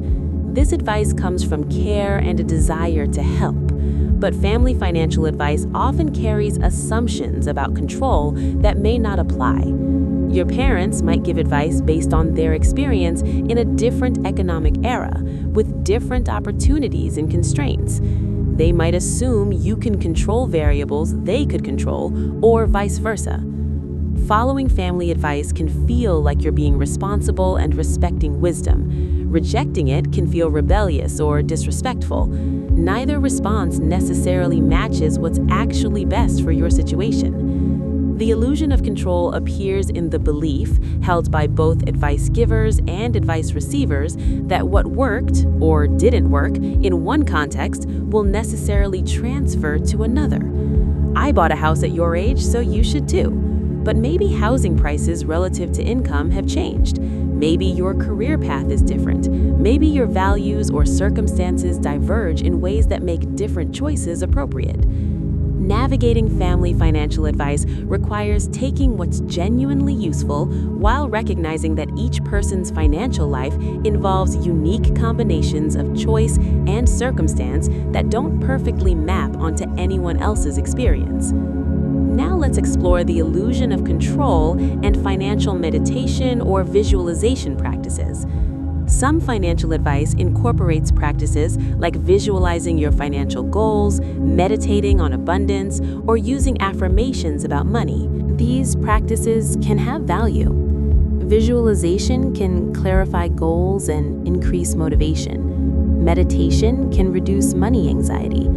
Affirmations might shift self-limiting beliefs. But these practices can also reinforce illusions of control.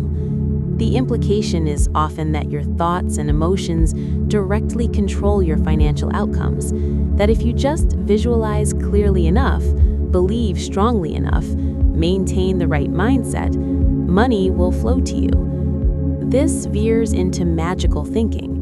Your mindset affects your behavior, and your behavior affects your outcomes.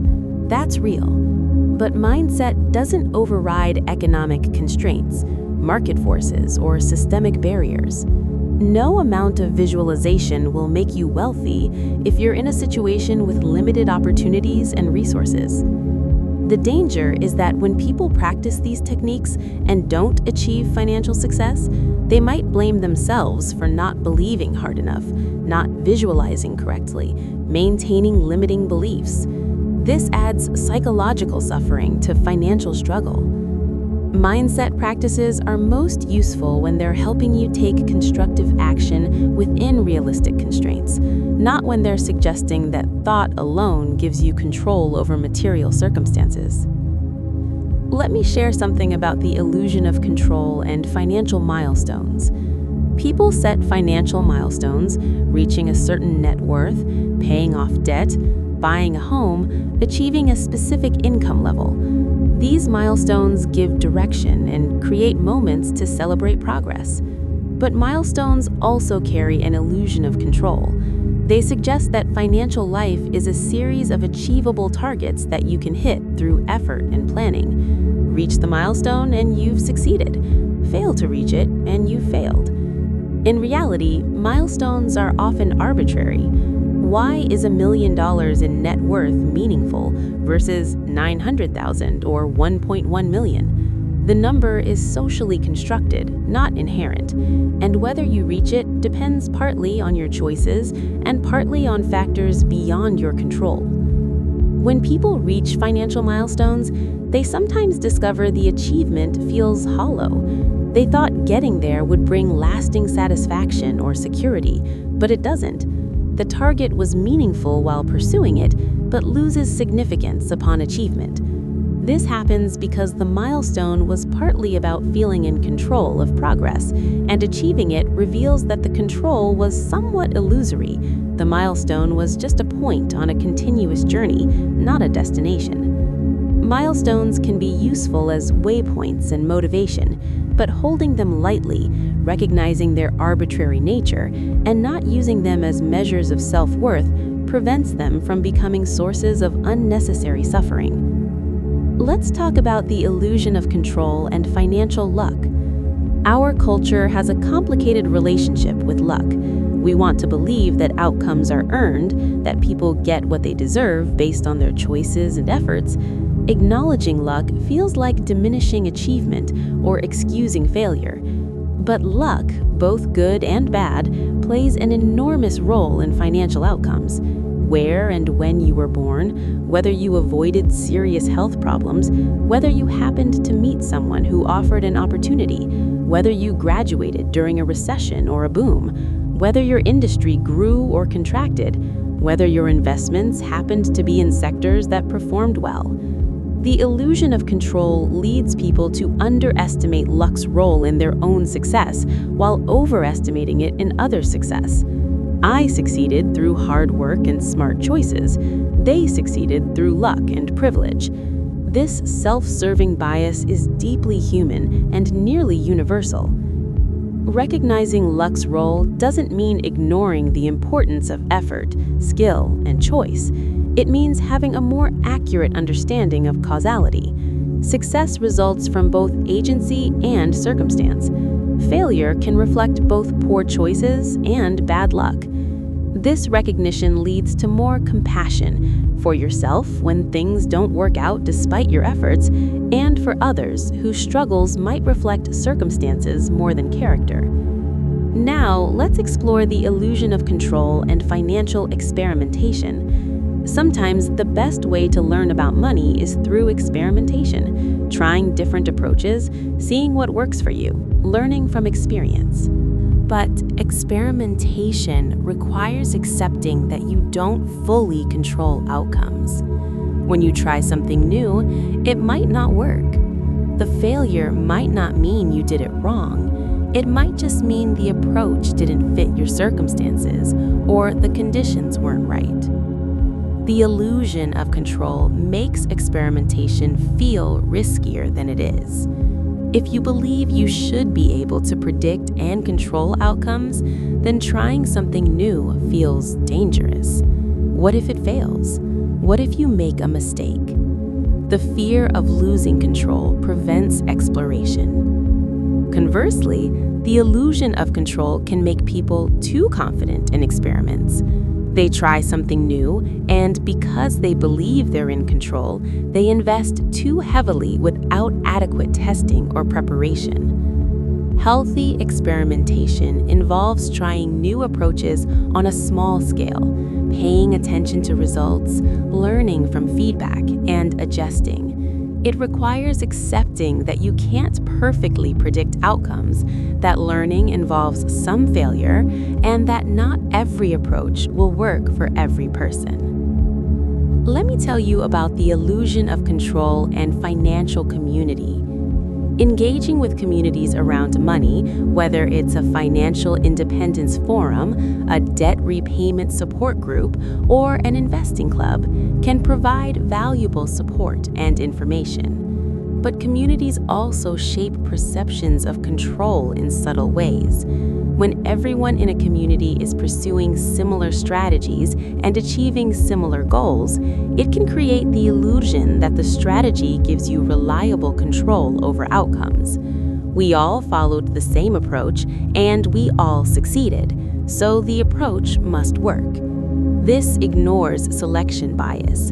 The community probably consists of people for whom the approach worked. People for whom it didn't might have left the community or never joined. The success you see isn't necessarily representative of what happens when everyone tries the approach. Financial communities can also create pressure to maintain the illusion of control.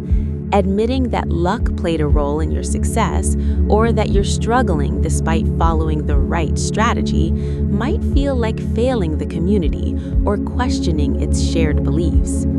Healthy financial communities acknowledge both the value of good strategies and the role of individual circumstances and luck.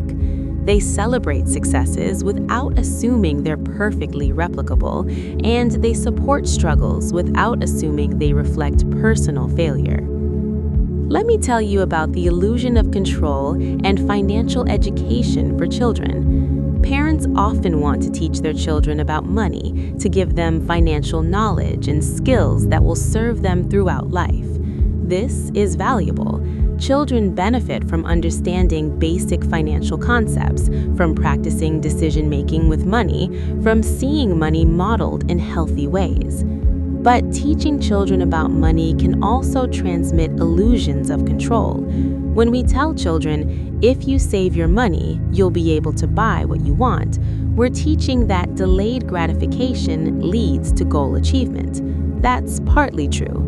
But we're also implicitly teaching that wanting something, saving for it, and being able to buy it is a controllable process, which ignores all the ways that circumstances might intervene. Similarly, when we tell children, work hard and you'll be successful, we're teaching work ethic, which is valuable, but we're also potentially setting them up for self-blame if they work hard and don't achieve success, because we've taught them that the relationship between effort and outcome is more direct than it actually is.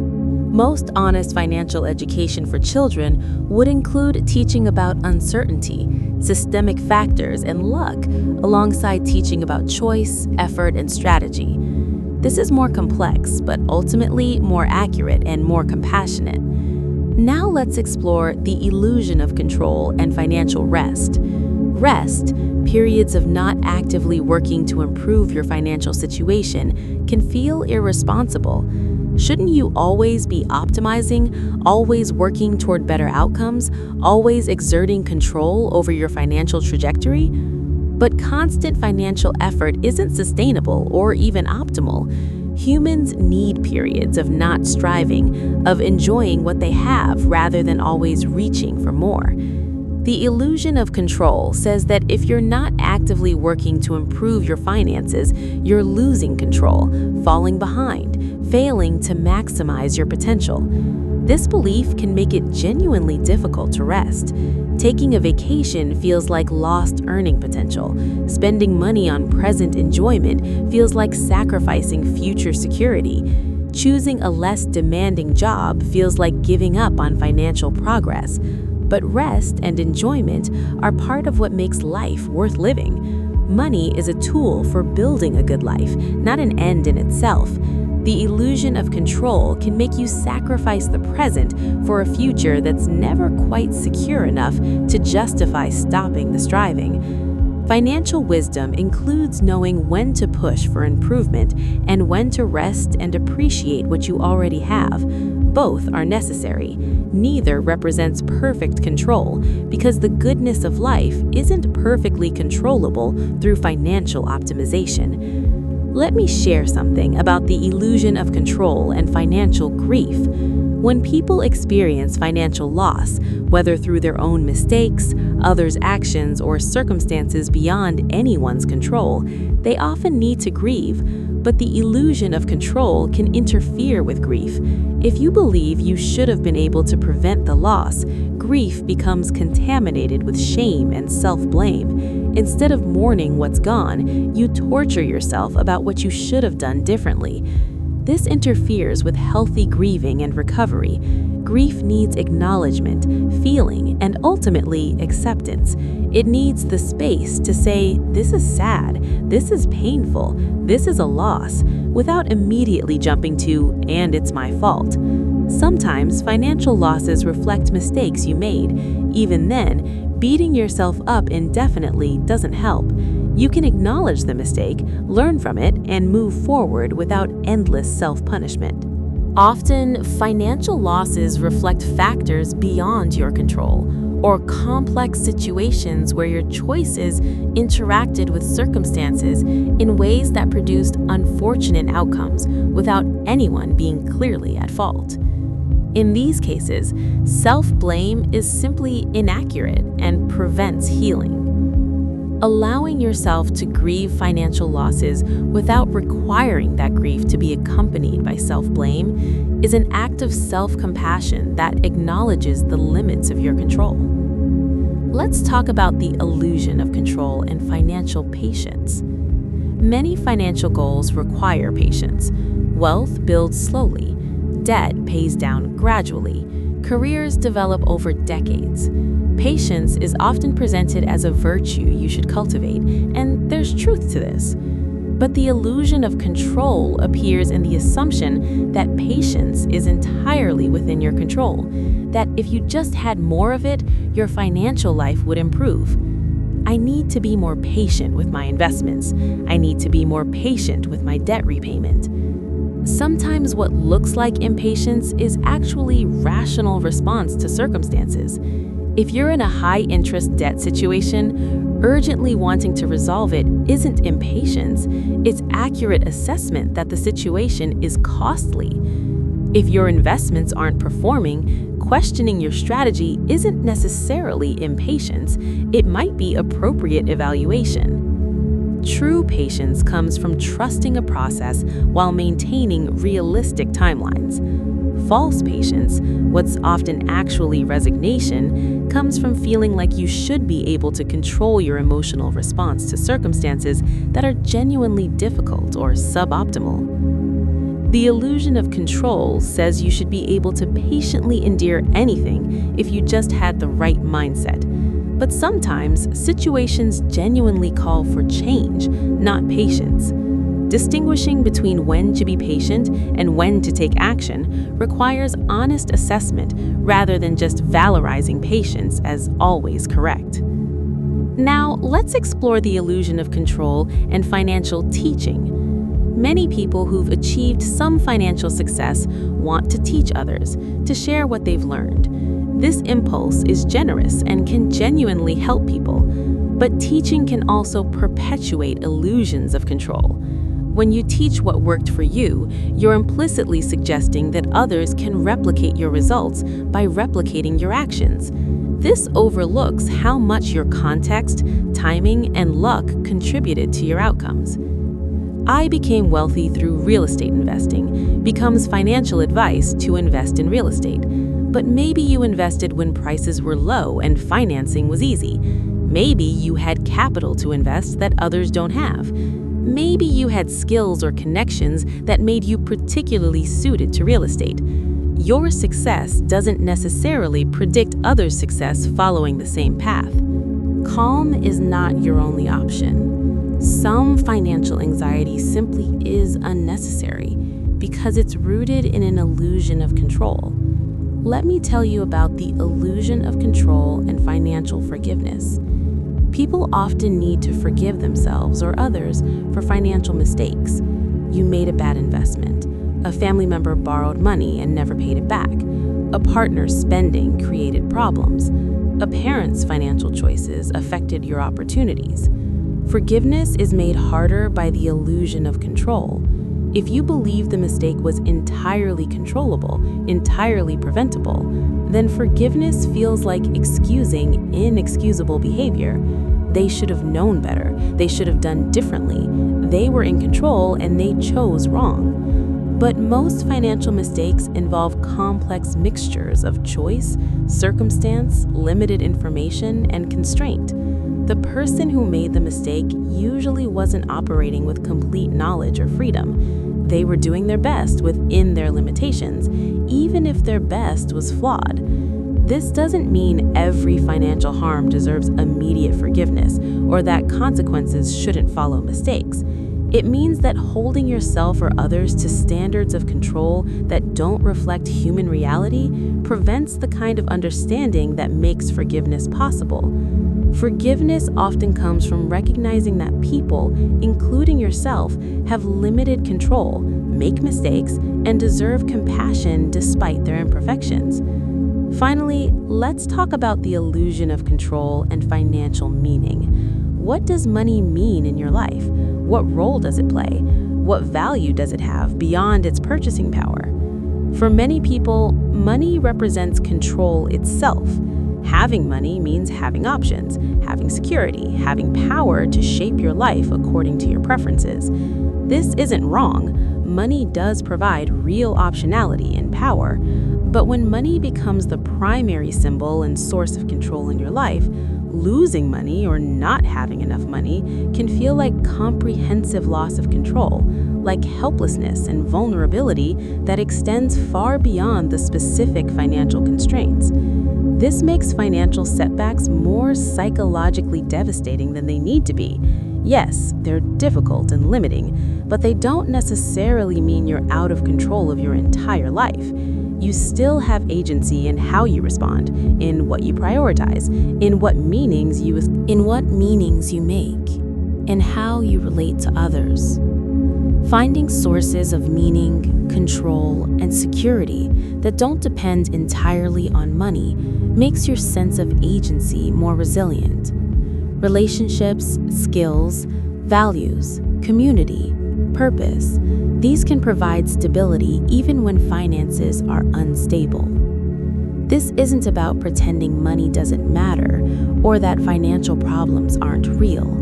It's about not collapsing all sense of control into the financial domain, which makes you more vulnerable than necessary.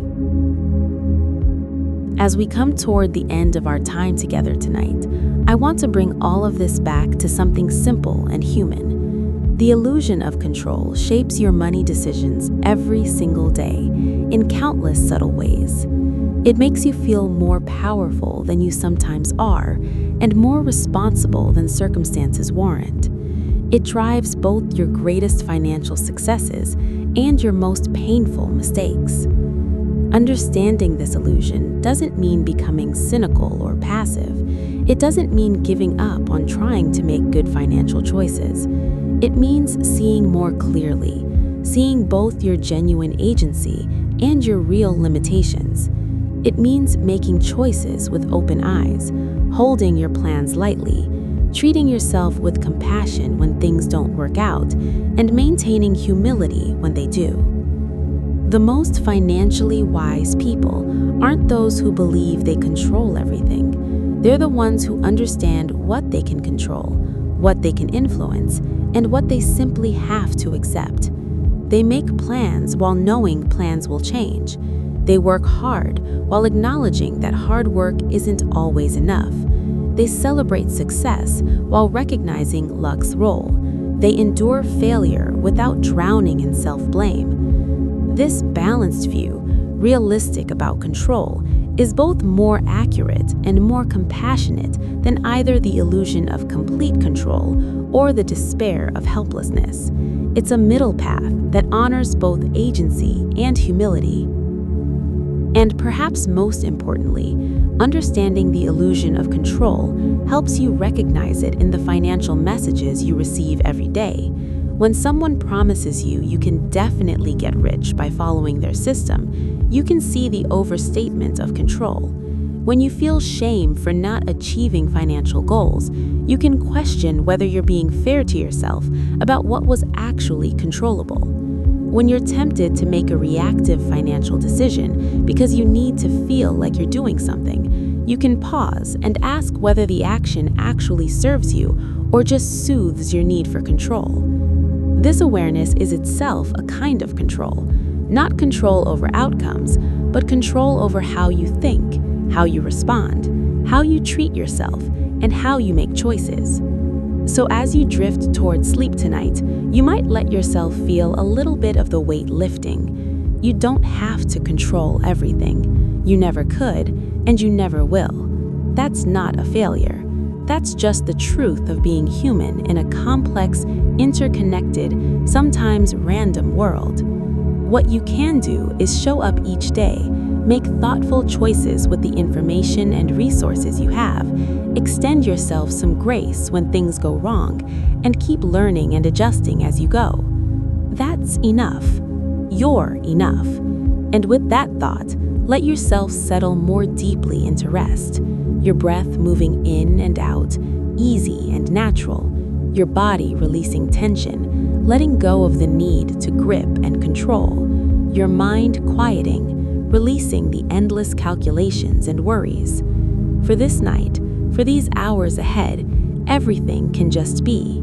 You can just be.